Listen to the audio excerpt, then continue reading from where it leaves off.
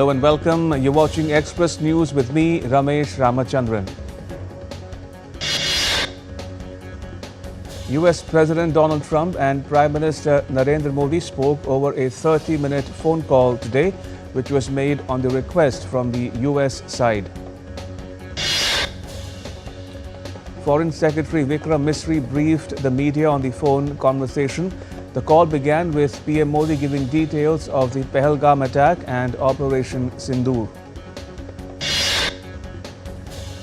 Prime Minister Modi reiterated that no mediation or trade deal was discussed on the understanding on cessation of hostilities with Pakistan during Operation Sindoor. President Trump expressed his support towards India's fight against terrorism. Prime Minister Modi said that India no longer views terrorism as a proxy war, but as a war in itself, and that India's Operation Sindoor is still ongoing. The Foreign Secretary added that President Trump asked PM Modi if he could visit the US on his return from Canada. However, the Prime Minister expressed his inability, citing prior commitments. During the phone call, Prime Minister Modi invited President Trump to visit India for the next Quad summit, which President Trump has accepted. Authorities continue to work round the clock to ensure that DNA samples could be matched. So far, tests have verified the identities of 184 victims who died in the 12th June crash, and the mortal remains of 133 victims were handed over to families. India commissioned its first anti-submarine warfare shallow water craft Arnala at the Naval dockyard in Visakhapatnam today. Built under the Atmanirbhar Bharat initiative, the INS Arnala is designed for surveillance, search and rescue missions as well as coastal defense. Road Transport and Highways Minister Nitin Gadkari on Wednesday announced a FASTag-based annual pass priced at Rs 3,000 for hassle-free highway travel. This will be effective from the 15th of August this year, valid for 1 year from the date of activation or up to 200 trips, whichever comes first. This pass is exclusively for non-commercial private vehicles. In a tribute to the soldiers who sacrificed their lives during during the Galwan conflict, the Indian Army successfully completed a high-altitude mountaineering expedition to Mount Shahi Kangri and Mount Silver Peak.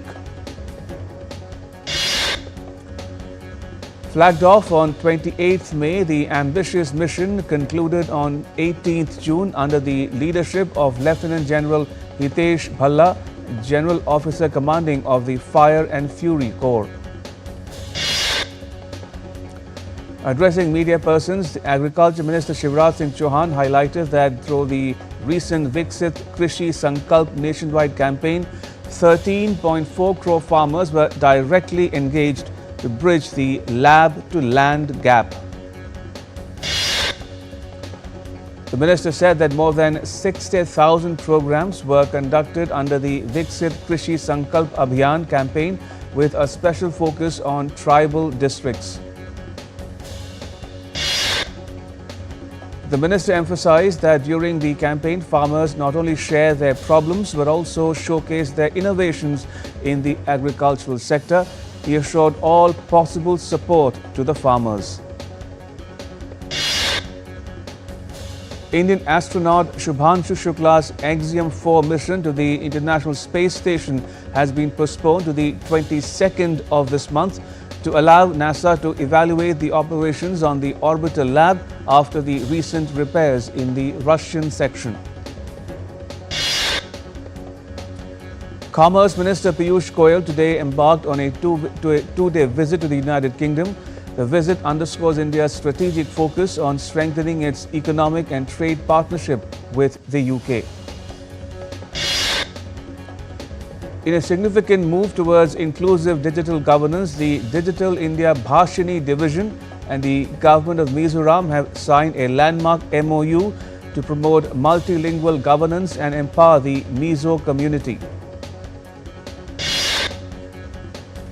The Department of Consumer Affairs organized a landmark roundtable conference on time dissemination at Vigyan Bhavan in New Delhi today under the visionary theme One Nation, One Time. The Indian equity indices ended on a negative note in the volatile session on Wednesday. At close, the Sensex tanked 139 points to settle at 81,445. The Nifty dropped 41 points to settle at 24,812. Gold futures maturing on 5th August with price of rupees 99,488 per 10 grams on the multi-commodity exchange. Silver futures for July 4 maturity stood at rupees 1,09,413 per kg on the MCX. The Indian rupee fell 14 paise to close at 86.48 against the US dollar on Wednesday.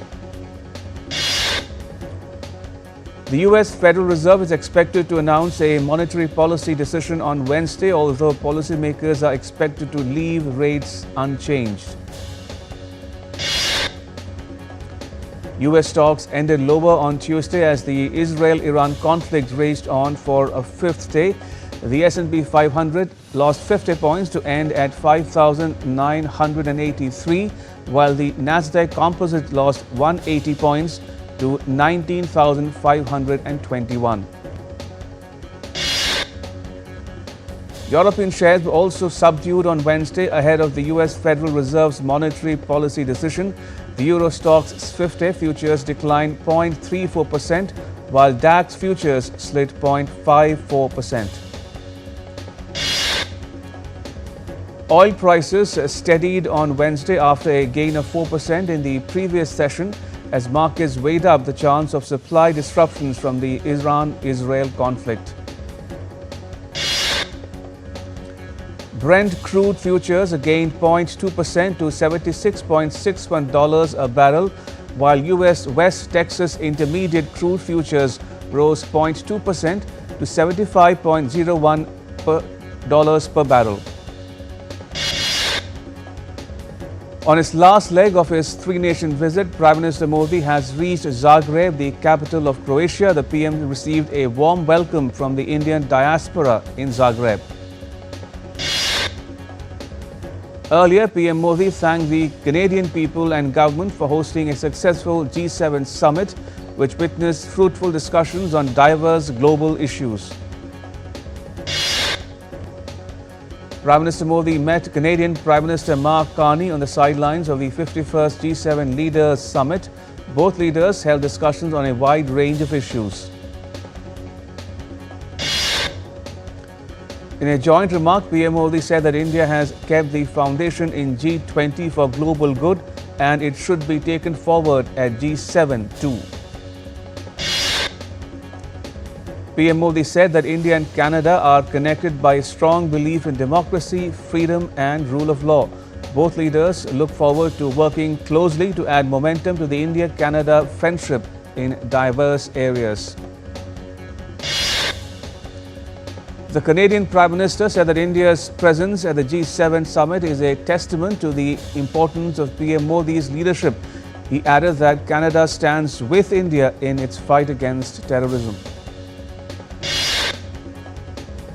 Iran's centrifuge production sites in Tehran and the central province of Karaj were hit, the International Atomic Energy Agency announced on Wednesday.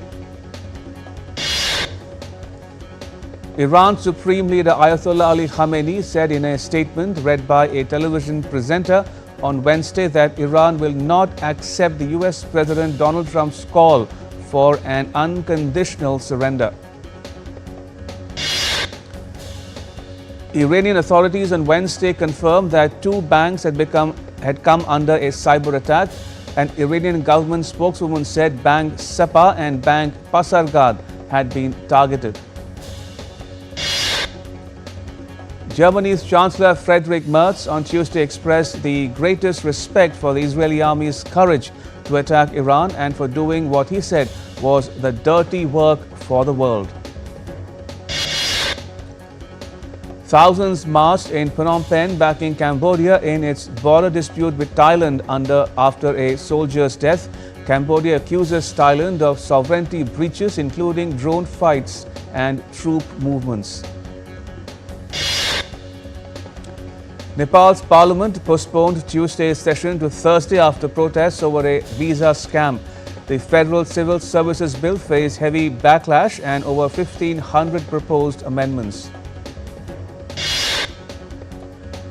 Britain's parliament voted to decriminalise abortion in England and Wales, ending police investigations under a Victorian-era law. Abortions are legal up to 24 weeks with doctors' approval. British lawmakers voted 379 to 137 in favour of ending prosecutions for women who end pregnancies in all cases. This signals growing support for reform. London's Oxford Street will go traffic-free to revive the area. Mayor Sadiq Khan aims for a pedestrian-friendly makeover to boost business. Indonesian police have arrested 3 Australian men over a fatal villa shooting in Bali that killed one man and injured another. Police say the suspects face premeditated murder charges carrying a possible death penalty. Dozens protested in Los Angeles' Pico Rivera against ICE raids in California. Earlier, protests led Trump to deploy National Guard troops and Marines despite opposition from Governor Gavin Newsom. Earlier, Los Angeles Mayor Karen Bass lifted a curfew in downtown after protests over raids on undocumented migrants. She said the curfew helped reduce crime and protect businesses and residents. US President Donald Trump will extend the 19th June deadline for ByteDance to sell TikTok's US assets by 90 days, his third delay despite a law requiring a sale or ban. Rio de Janeiro held a security drill ahead of the July BRICS summit, simulating chemical and nuclear threats. The exercise also prepares Brazil for COP30 and the 2027 Women's World Cup. Heading for a short break, we'll be back with Express News in just a bit. Stay tuned to DD India.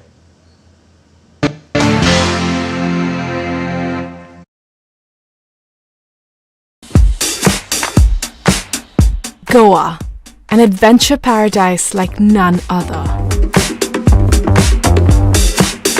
From lush forests to rugged hills, from pristine ocean beach stretches to stunning lakes, there is something to explore in every corner of the state.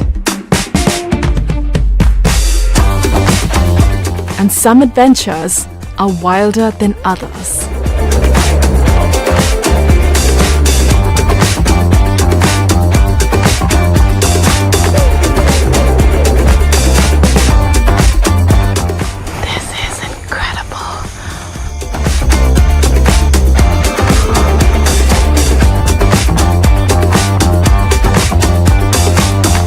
Watch postcards from Goa on National Geographic.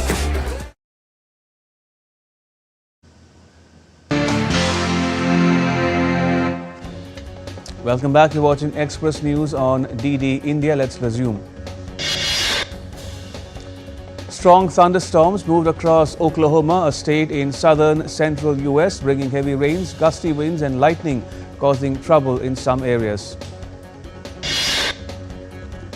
Temperatures neared 40 degrees Celsius in parts of Japan, leading to heat stroke alerts and hundreds being hospitalized. More intense heat is expected in the coming days. People in Indonesia woke up to ash-covered roads and homes after a powerful volcano eruption during the night. Heavy rain has caused flooding in parts of southern China, disrupting daily life and transport. Authorities have advised people to stay safe. A magnitude 5.8 earthquake hit off the coast of Chiapas, a southern state in Mexico, at a depth of 10 kilometers. Varanasi, a city in northern Indian state of Uttar Pradesh, saw a sudden change in weather with cloudy skies and cooler temperature, bringing some relief from the heat.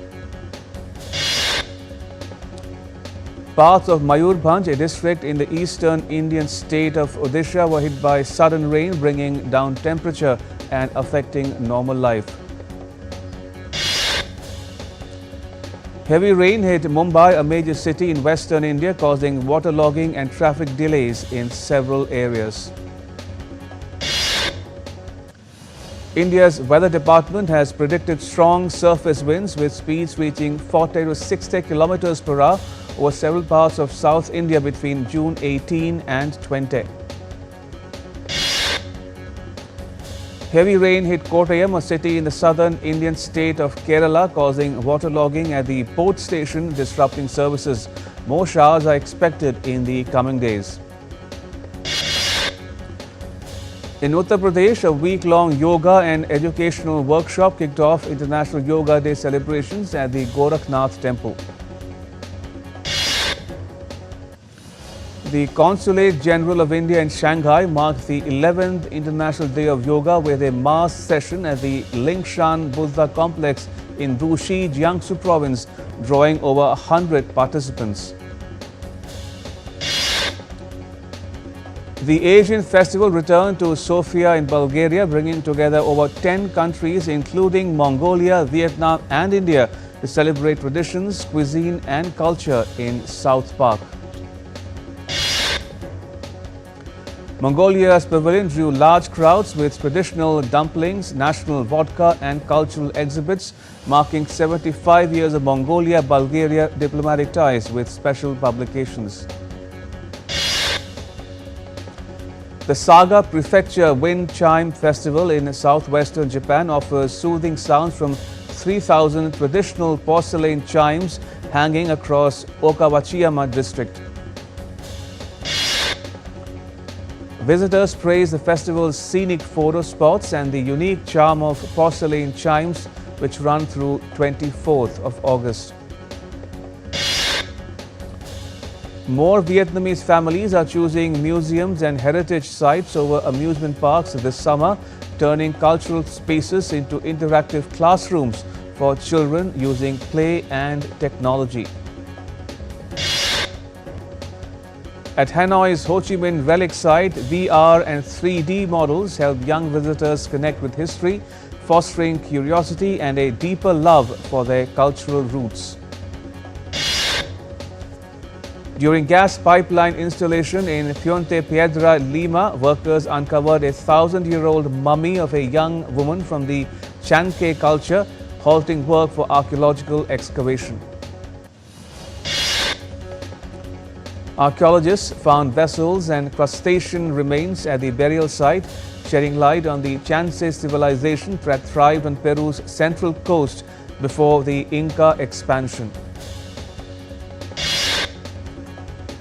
Copenhagen's eco-friendly tourism program CopenPay returned for its second year, rewarding visitors who bike, clean canals and use public transport with free boat rides, bike rentals and meals. Since its 2024 pilot, the CopenPay program has expanded from 26 to 97 partners, adding yoga, guided tours and discounts for tourists arriving by train or electric car.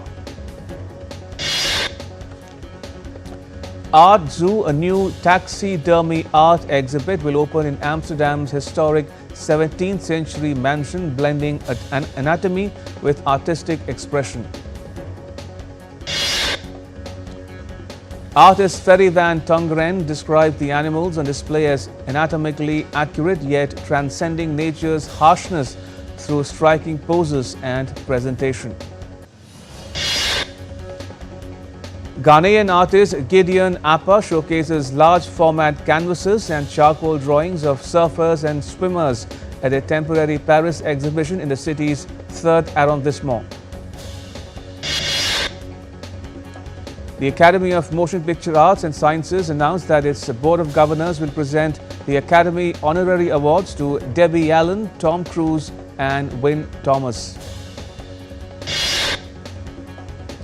The Jean Hersholt Humanitarian Award will be given to Dolly Parton, with the award ceremony set for November 16 this year at the Ray Dolby Ballroom in Ovation, Hollywood. Hollywood stars Scarlett Johansson, Jonathan Bailey and Mahershala Ali led the Jurassic World Rebirth team on the green carpet in London for the film's world premiere on Tuesday. Directed by Gareth Edwards, the film follows specialists on a mission to obtain dinosaur DNA to achieve a life-saving breakthrough, with Johansson recalling how the franchise shaped her childhood. Actor Carla Gugino has joined the cast of Brad Pitt's starrer The Adventures of Cliff Booth, directed by David Fincher. The film also stars Yahya Abdul Mateen, Elizabeth Debicki and Scott Caan. British actor Gary Oldman reflected on his early career, revealing he was once typecast as a go-to villain for casting directors in the entertainment industry. Welsh actor Tom Rhys-Harris was cast as Clayface in the upcoming DC film. DC Studios head James Gunn praised him as incredible and perfect for the role. Weave Elias premiered on Amazon Prime Video based on E. Lockhart's novel. The teen mystery follows 17-year-old Katie Sinclair on a private island. Season 2 of The Buccaneers premiered on Apple TV, featuring young American girls stirring up 1870s London with scandals, love triangles and Duchess duties. Renowned Austrian pianist Alfred Brendel has died at the age of 94. Celebrated for his profound interpretations of Beethoven and Schubert, Brendel was a towering figure in classical music worldwide. UEFA Champions League finalists Inter Milan were held 1-1 by Mexican side Monterrey in their opening Group E game at the Club World Cup in Pasadena on Tuesday. Real Madrid could be without striker Kylian Mbappe for their Club World Cup opener against Saudi Pro League side Al Hilal.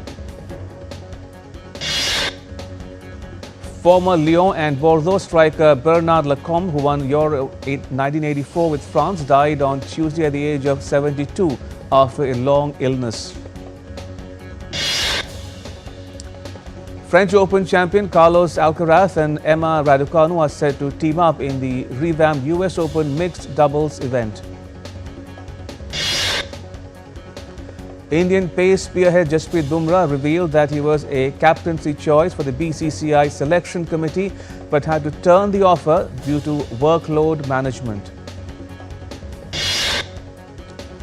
Bumrah shared he had spoken to BCCI officials and selectors about his workload even before Rohit and Kohli announced their test retirements last month.